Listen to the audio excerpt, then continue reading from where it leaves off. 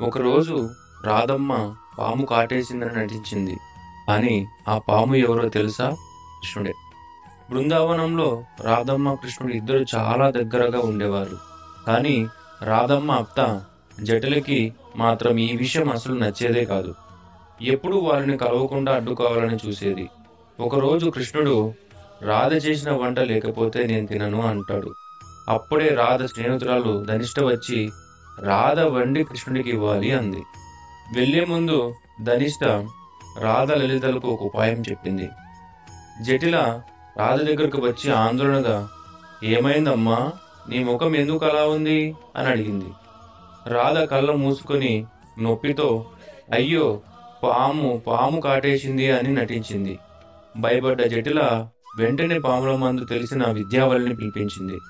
అసలు ఈ విద్యావళి వేషంలో ఉన్నది ఎవరో తెలుసా? కృష్ణుడే. అందరినీ బయటికి పంపించి పాము గాత్రంలో, ఇది నీ మీద వచ్చిన శాపం జటిలమ్మా, రాధాకృష్ణ సేవ చేయనీకపోతే రేపే నీ కొడుకు అభిమన్యు రాధ ఇద్దరిని పాము కరుస్తుంది అన్నాడు. జటిల భయపడి రాధ ప్రతిరోజు నందగావుకి వెళ్ళొచ్చు అని ఒప్పుకుంది. అలా ఈ తెలివైన ఉపాయంతో రాధాకృష్ణులు మళ్ళీ కలుసుకున్నారు. అలా రాధాకృష్ణుల ప్రేమ ప్రతి అడ్డంకిని జయించింది. ఎందుకంటే నిజమైన ప్రేమ ఎవరూ అడ్డుకోలేరు.